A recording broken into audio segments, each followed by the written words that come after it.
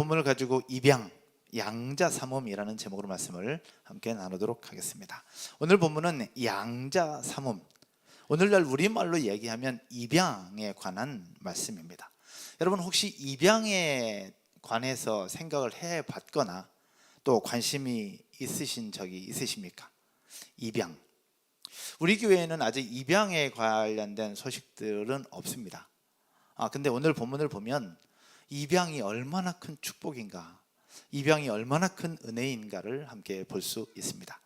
입양에 관해서 수많은 뉴스들이 있어요. 여러분들도 아실 것인데 그 뉴스 중에 두 가지만 함께 나누려고 합니다. 하나는 긍정적인 소식인데 자녀가 이미 있습니다. 근데 자녀가 있음에도 불구하고 두 아이를 입양해서 건강하게 키우는 부부가 있습니다. 이 아이를 입양해서 건강하게 키우면서 입양이 얼마나 큰 축복인가, 그리고 그렇게 새롭게 우리 가정에 들어온 아이들이 얼마나 행복하게 살고 있는가를 보여주는 부부, 여러분 알고 있는 차인표 신혜라 부부입니다. 이 차인표와 신혜라 부부가 두 번째 아이를 입양했을 때에는 대한민국의 입양에 대한 소식과 관심이 굉장히 높아졌어요. 그래서 실제적인 기록과 내용으로 볼 때에도 그때 입양을 했다는 가정의 수치가 월등하게 높다는 거예요. 그만큼 입양에 관하여 선한 영향력을 미쳤고 또 입양이 얼마나 큰 축복인가를 또 많은 사람들이 알게 되었던 시기였습니다. 근데 부정적인 소식이 또 있어요. 부정적인 소식은 마찬가지로 아이를 입양했어요. 그러나 아동 학대로 사망에까지 이르게 했던 정인이 사건이 있습니다. 많은 사람들이 분노했고요, 실망했고 손가락질했습니다. 목사님 저조차도 쌍욕이 나올 만큼 분노했습니다. 그런 인간들이 무슨 크리스찬이고 그런 인간들이 무슨 부모라고 할 수 있냐, 부모의 자격 자체가 없다, 저런 인간들은 그러면 안 된다라고 이야기할 만큼 그런 분노가 올라왔던 시간이었습니다. 그래서 많은 이들이 손가락질했고 욕했어요. 근데 그냥 손가락질하고 욕한 것을 넘어서 입양에 대한 수치를 보면 그 사건 때 급격하게 떨어졌다는 거예요. 그러면서 급격하게 떨어진 부분들을 보면서 마음 아파하는 이들이 많이 있었어요. 입양에 관련된 부모나 아이들, 그런 경우가 그러했습니다. 이런 모습들을 보면서 신혜라 씨가 이렇게 얘기를 해요. 만약에 친생 자녀들에게 문제가 생긴다면 아이를 낳지 말라고 하지 않는다. 그러니까 친생 자녀들에게 문제가 있다고 하더라도 그러면 아이를 낳지 말라고 얘기하지 않는다. 근데 꼭 입양한 아이들에게 문제가 생기면 입양하지 말라고 얘기하는 이유가 과연 뭐냐라는 겁니다. 입양은 뱃속으로 낳는 것과는 다른 방식으로 아이를 낳는 것이고, 내 뱃속으로 아이를 낳는 것과 또 다른 모습의 우리 가족이 생기는 것이고, 우리의 혈육이 생기는 것이고, 또 다른 모습으로 한 가정이 형성되는 것인데 왜 이렇게 평가하는 잣대를 다르게 이야기하는 것일까? 그러면서 신혜라 씨가 마지막에 이렇게 얘기합니다. 이것은 입양에 대한 인식이 잘못되어 있기 때문에 그렇다라고요. 한 번은 신혜라 씨의 자녀 중 하나가 학교에서 친구들로부터 이야기를 듣고 집에 돌아와서 엄마한테 한 얘기입니다. 이 입양으로 얻게 된 이 자녀가 학교에서 친구가 이렇게 얘기를 했대요. 너 입양하라며? 그럼 니네 부모가 너 버린 거네. 얘기를 듣고 이 아이가 신혜라 씨에게 와서 이야기합니다. 엄마, 나 입양하라 그러니까 친구들이 나 부모님이 친모가 너 버린 거래. 맞아? 라고 얘기를 했어요. 신혜라 씨가 이 얘기를 듣고 뭐라고 얘기를 했을까? 여러분이 이 얘기를 들었다면 여러분들 뭐라고 대답을 하시겠습니까? 신혜라 씨는 이렇게 대답을 했습니다. 누구야? 그건 친구들이 잘못 알고 있는 거야. 친부모가 아이를 버릴 수 있는 방법은 여러 가지야. 아이를 갖지 않을 수도 있고, 진짜 버릴 것 같았으면 너를 뱃속에 가지고 있을 때 낙태 수술이라는 것을 통해서 너를 버렸을 거야. 근데 네가 이 세상에 태어났다고 하는 것은 네 부모가 너를 버린 것이 아니라 애써서 지킨 거야. 10달이라는 시간 동안 힘들게 그러면서 애써서 사랑의 마음으로 너를 지킨 거야. 그래 너를 지켰기 때문에 네가 이 세상에 태어난 거고, 먼 훗날 네가 네 친부모를 만나게 된다면 네 친부모에게 감사해야 해. 네 친부모는 너를 버린 게 아니라 너를 지킨 거야 라고요. 그 아이를 듣고 그 아이는 자유함과 행복감으로 아무 일 없었던 듯이 지금도 잘 자라고 있습니다.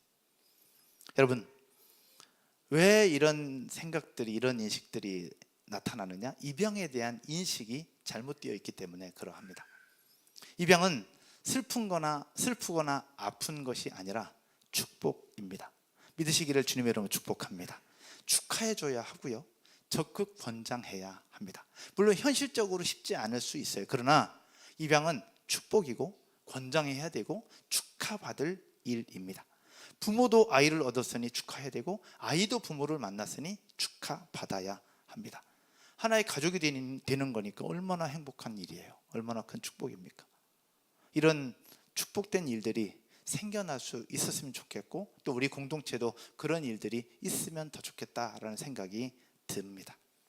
그러면 하나 질문을 좀 드려볼게요. 오늘 입양에 관한 이야기니까, 입양은 누구를 위해서 하는 것일까? 여러분, 입양은 누구를 위해서 하는 걸까요? 아이가 필요한 부부, 또 아이를 필요로 해서 입양을 하게 되는 걸까? 아니면 지금은 괜찮은데 노년에 외로울 것 같으니까 입양을 하게 되는 것일까? 누구를 위해서 입양을 하는 걸까요? 누구를 위해서? 예전에 정인이 사건이 벌어졌을 때 많은 기사들이 쏟아졌는데 그 중에 한 기사가 입양을 했던, 그래서 아이를 키우고 있는 한 목사님의 인터뷰가 있었습니다. 그 목사님께서 여러 이야기들을 하셨는데 맨 마지막에 하셨던 말씀이 기억이 납니다. 입양은 부모를 위해서가 아닙니다. 입양은, 따라서 해볼까요? 아이가 행복하기 위해서 하는 것입니다. 입양은 아이가 필요한 가정에서 하는 게 아니고, 필요한 부부가 하는 게 아니고, 노년의 외로움을 달래기 위해서 하는 것이 아니고, 아이의 행복을 위해서, 아이가 더 복된 삶, 멋진 삶, 풍성한 삶을 살도록 해주기 위해서 아이를 입양한다는 거예요. 여러분 기억날지 모르겠는데 우리 하나님 나라 제자 훈련을 하셨던 이종필 목사님, 최근에 넷째를 입양하셨습니다. 아이가 셋이 있어요.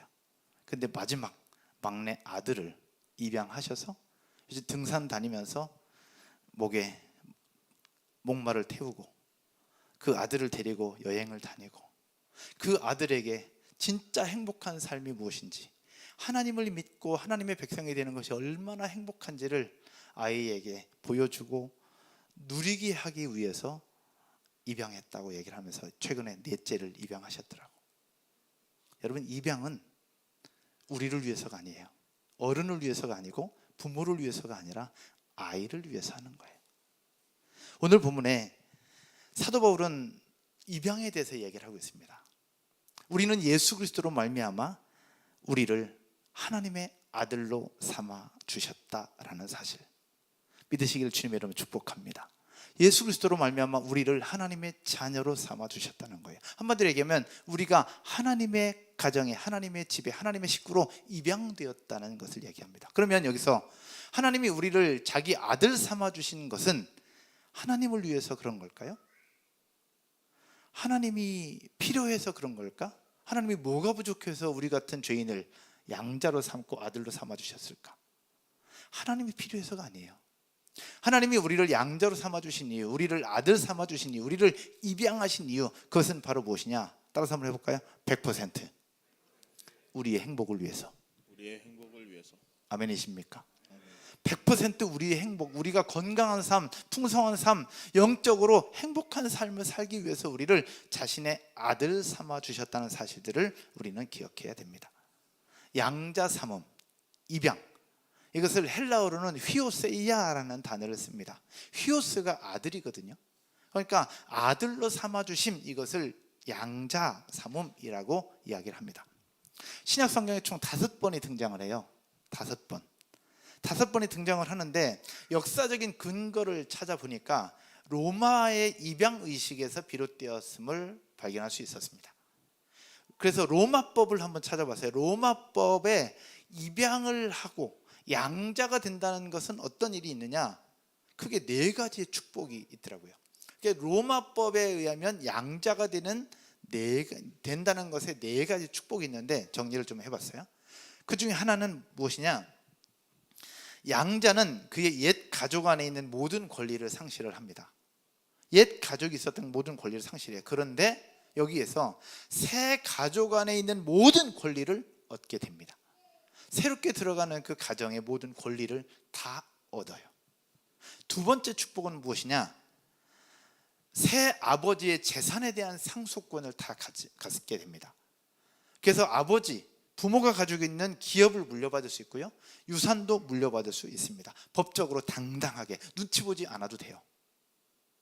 아버지가 가지고 있는 모든 상속권을 다 누릴 수 있습니다. 세 번째, 양자의 옛 삶이 완전히 지워져요.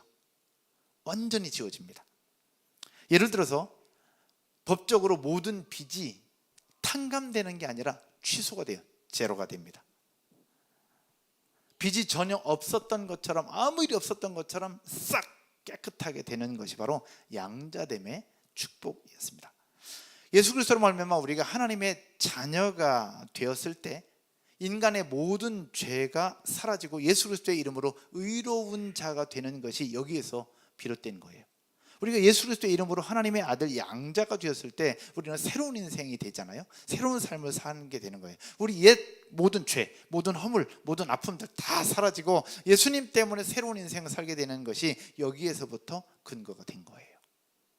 여러분 모두가 예수 그리스도로 말미암아 새로운 인생을 살게 되고 과거는 청산되고 새로운 삶이 시작되는 줄로 믿습니다. 네 번째 축복이 뭐냐? 법적인 거예요. 양자는 법적으로, 문자적으로, 행정적으로, 절대적으로 그의 새 아버지의 아들이 됩니다. 누가 뭐라 하더라도 내 아들입니다. 누가 뭐라 하더라도 내 딸이고, 누가 뭐라 하더라도 내 아들이 되는 것, 이것이 바로 축복 네 가지입니다. 여러분 누가복음 15장에서 둘째 아들이 모든 것 다 탕진하고 돌아오잖아요. 다 탕진하고 돌아올 수 있었던 이유, 그것은 바로 무엇이냐?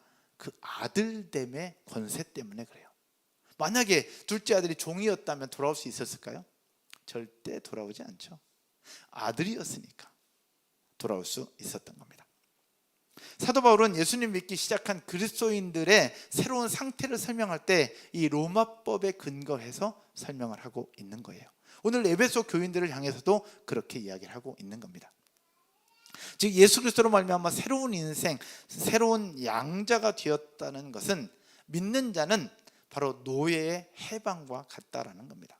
옛날에는 노예로서 또 죄의 노예가 되고 실제로 노예가 되지만 새로 양자가 되고 새로운 집의 아들이 됨으로 말미암아 모든 죄로부터는 벗어나고 이제 죄의 종로로 타는 것들로부터 해방되는 것, 결국 양자가 된다는 것은 노예 해방과 같다라고 이야기를 하고 있는 거예요. 그래서 로마서 8장 15절에서도 이렇게 설명합니다. 여러분이 한번 읽을까요? 같이 읽겠습니다.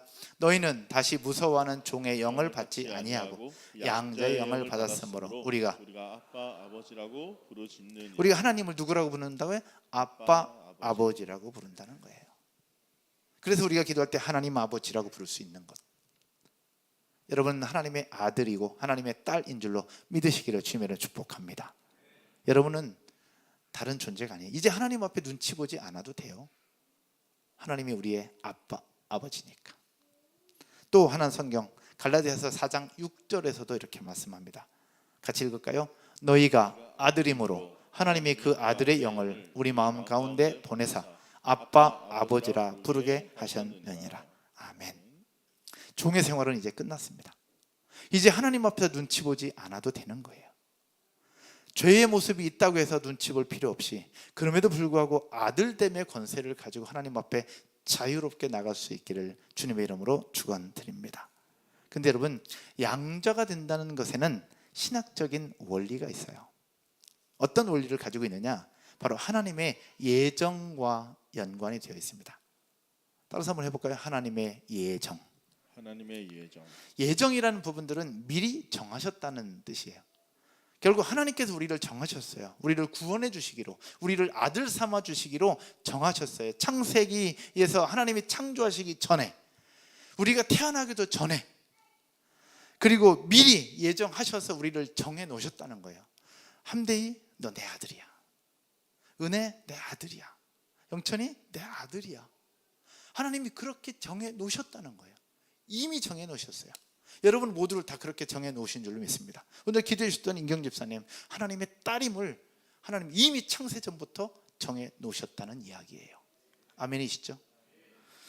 에베소서 1장 5절의 말씀을 한번 볼까요? 에베소서 1장 5절에 그 기쁘신 뜻대로 우리를 어떻게 하사? 예정하사 미리 정하셨다는 겁니다. 예수 그리스도로 말미암아 자기 아들들이 되게 하셨으니. 그런데 여기 중요한 원리가 있습니다. 이미 영원 전에 예정하셨어요. 영원 전에 계획하셨어요. 영원 전에 약속하셨어요. 그런데 이 약속이 언제부터 구현이 되느냐? 예수 그리스도를 믿는 순간부터 실행이 된다는 사실 믿으시기를 주님의 이름으로 축복합니다. 우리 법정에서 뭔가를 선포하잖아요. 또 국무회의에서 뭔가 법을 결정해요. 국무회의에서 결정을 하지만 이미 사람들은 다 알고 있지만 그 법이 언제부터 시행이 딱 되느냐? 공포하는 그 순간부터 시행이 돼요. 공포하기 전에는 다 알고 있지만 그 법이 적용되지 않습니다.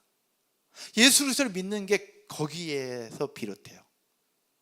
하나님이 이미 정하셨어요. 이성일 내 아들이야.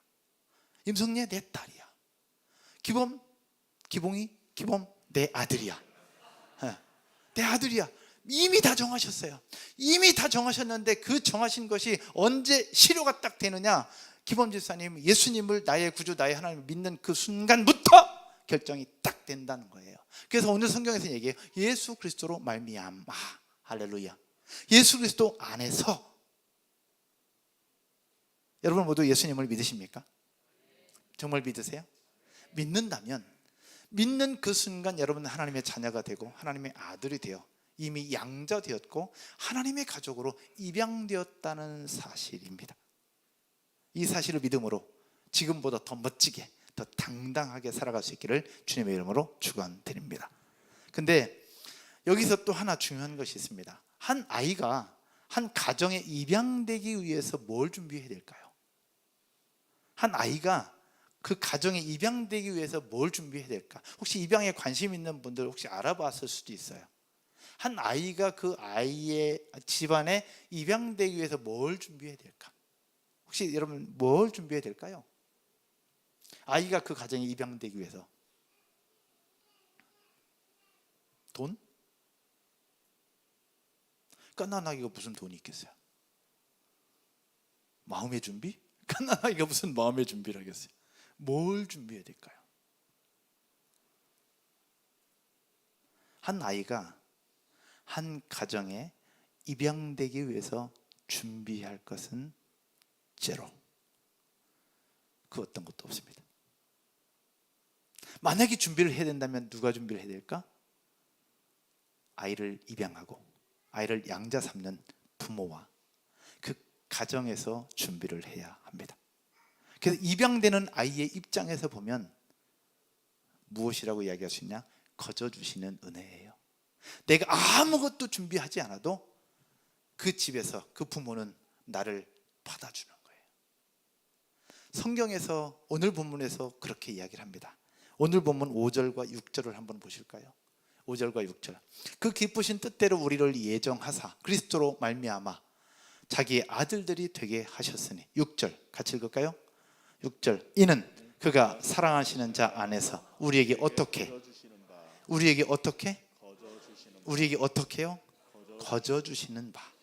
그의 은혜의 영광을 찬송하게 하려는 것이라. 우리가 하나님의 아들이 되는 것, 우리가 하나님의 양자가 되는 것, 이것은 거저주시는 은혜임을 기억하시기를 주님으로 축복합니다. 우리가 뭔가를 해야 그 아들이 되는 게 아니에요. 헌금을 많이 해야, 봉사를 많이 해야, 섬김을 많이 해야, 뭔가를 많이 해야 하나님의 아들이 되는 게 아니라 우리가 하나님의 아들이 되는 것은 거저주시는 은혜라는 거예요. 할렐루야. 거저주시는 거예요. 단 하나 우리가 해야 된다면 바로 예수 그리스도를 믿는 순간부터 하나님의 아들이 되는 것이니 예수 그리스도를 믿는 것 하나. 사랑하는 여러분, 예수 그리스도를 믿음으로 말미암아 우리는 하나님의 아들이 되고 하나님의 딸이 되어 하나님의 백성으로서의 삶을 살아갈 수 있습니다. 이 자리에서 예배하는 분들 중에 혹시 예수님이 나의 구주, 나의 하나님이라는 사실들 아직 고백 못하신 분 계시다면 오늘 예배 가운데 예수 그리스도가 나의 주, 나의 하나님임을 고백하게 되기를 주님의 이름으로 축복합니다. 고백하는 그 순간 우리는 하나님의 자녀가 되는 것이고 하나님 나라의 하나님의 가족으로 입양되는 거예요. 온 세상을 창조하신 하나님이 우리를 위해서 자신의 아들 예수 그리스도를 보내주셨습니다. 예수 그리스도께서 우리의 모든 죄를 가지고 십자가에 달려 돌아가시면서 그를 믿는 자에게는 우리 모든 죄를 용서해 주신다고 말씀하셨어요. 그리고 나서 십자가에 죽으십니다. 그리고 3일 만에 부활하셨어요. 이 사실을 믿는 자에게는 하나님의 자녀가 되는 권세를 주신다고 말씀하셨습니다. 그러나 알고 있는 것을 넘어서 우리 입술로 고백해야 돼요. 예수님이 나의 죄를 위해서 십자가에 죽으시고 3일 만에 부활하셨다.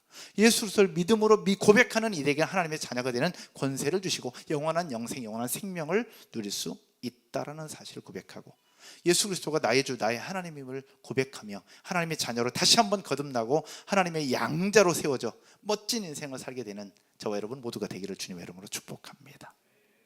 말씀의 결론을 맺으면서요, 오늘 입양, 양자 대심에 대해서 함께 이야기를 하고 있습니다. 양자 삼음. 절대로 받을 수 없는 사랑을 거저받은 아들이 하나 있습니다. 이 아들은 양자가 될 수가 없는 사람이에요. 양자가 되어서도 안 되는 사람이었어요. 근데 이 사람은 그럼에도 불구하고 거저 주시는 은혜로 아들이 되어 평생을 아들로 살아갑니다. 입양하면 떠오르는 대표적인 분이 누구냐? 손양원 목사님이세요. 손양원 목사님.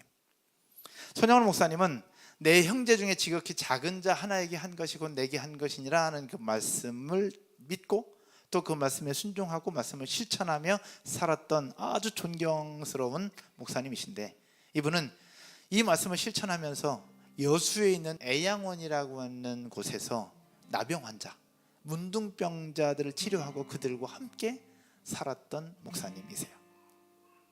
근데 1948년 여수 순천 반란 사건이 일어납니다. 여수 순천 반란 사건은 그때 당시에 좌익과 우익의 세력들의 대립과 그 싸움으로 말미암아 생긴 사건인데, 여수 지역에 있었던 일부 군인들이 반란을 일으켰던 사건이에요. 근데 그때 여수에서 학교를 다니면서 기독학생회 활동을 하던 손양원 목사님의 두 아들이 있었어요. 두 아들은 손동인, 손동신. 근데 이 두 아들이 좌익 단체의 젊은이들에게 끌려가 어이없는 죽음을 맞게 됩니다. 손양원 목사님 이 소식을 들으셨고 그 두 아들이 입었던 교복과 그의 시신을 마주하게 됩니다. 두 아들의 교복을 끌어안고 손양원 목사님 얼마나 많이 울었는지 몰라요. 안 그렇겠습니까? 통곡하며 울어요. 그 모습을 보고 있는 가족들도, 그 모습을 보고 있는 교인들도, 다른 사람들 다 울어요. 한참 울으신 후에 두 아들의 장례식장에서 손양원 목사님이 이렇게 결단해요. 그리고 이렇게 고백합니다. 두 아들을 죽인 원수를 미워하지 않겠습니다. 이 원수를 회개시켜 제 아들로 삼겠습니다 라고요. 실제로 손양원 목사님은 두 아들을 죽인 안재선이라고 하는 사람을 자기의 아들로 삼아요. 양자 삼아 평생을 자기 아들로 키워요. 이 안재선 씨가 죽기 얼마 전 손양원 목사님 막내딸 손동희 씨에게 이렇게 이야기를 합니다. 동희야, 나는 이제 죽을 거고 나는 죽으면 천국에 갈 거야. 내가 천국에 가면 네 두 오빠에게 내 무릎 꿇고 사죄할게. 그렇게 이야기를 하고 세상을 떠났다고 합니다. 무엇을 얘기하는 것이냐? 손양원 목사님이 안재선 씨를 양자 삼은 것은 있을 수 없는 일이었어요. 손양원 목사님의 입장에서는 사랑의 실천이었고, 안재선 씨 입장에서는 거저주시는 은혜였어요. 오늘 에베소서 말씀을 보면서 입양, 양자 삼음에 대해서 봤는데, 이 말씀을 통해서 우리에게 주시는 말씀, 우리가 기억해야 될 것은 두 가지가 있어요. 그 중에 하나는 바로 무엇이냐? 죄인된 우리를 하나님의 아들 삼아 주신 것, 그리고 죄인된 우리가 하나님의 자녀로 되는 것은 첫 번째, 따라서 한번 해볼까요? 예수 그리스도 안에서만 가능하다. 예수 그리스도 안에서만 가능합니다. 여러분 모두가 예수 그리스도를 믿고 있기에, 또 예수님이 나의 주, 나의 하나님임을 고백했기에 여러분은 하나님의 자녀가 되었고 하나님의 양자가 되었다는 사실을 믿고 확신을 갖게 되기를 주님의 이름으로 축복합니다. 예수 그리스도 안에서만 가능해요. 두 번째, 이 말씀을 통해서 우리가 기억해야 될 것은 무엇이냐? 죄인된 우리를 하나님의 아들 양자로 삼아주신 것은 무엇을 얘기하는 거냐? 사랑의 실천이었다는 겁니다. 사랑의 실천. 그 어떠한 조건도 없이 거저주시는 은혜로 우리는 하나님의 자녀가 될 수 있었습니다. 새로운 인생을 살게 된 것, 하나님의 은혜. 우리가 은혜 고백을 하잖아요. 당연한 것 하나도 없었습니다. 모든 것이 은혜, 은혜, 은혜라. 이 은혜를 우리가 누릴 수 있는 것은 바로 하나님의 사랑의 실천이었어요. 자기의 하나밖에 없는 아들을 내어주면서까지 우리를 사랑하시며 우리를 양자 삼아주신 사랑의 실천. 손양원 목사님이 자신의 두 아들을 죽인 안재선 씨를 양자 삼은 것은 하나님 사랑에 보답하고 하나님 사랑에 감사하고 하나님 사랑을 그대로 실천하는 사랑의 실천이었기에 안재선 씨는 손양원 목사님의 양자가 될 수 있었던 거죠. 우리가 하나님의 자녀가 되는 것도 바로 하나님의 사랑의 실천 때문입니다. 사실 우리는 죄인이었기에 그냥 내버려둬도 그 누구도 뭐라고 할 수 없는 존재들입니다. 그러나 예수님은 우리를 위해서 십자가에 달려 죽으시고 온 몸에 물과 피를 다 흘리면서까지 우리를 구원해 주신 분이세요. 우리는 고아처럼 죄인으로 부모 없이 이 세상에 그냥 허랑방탕하며 그렇게 살아도 될 수 있는, 또 그렇게 살아야 하는 존재들이었지만 하나님 우리를 버려두지 않으셨어요.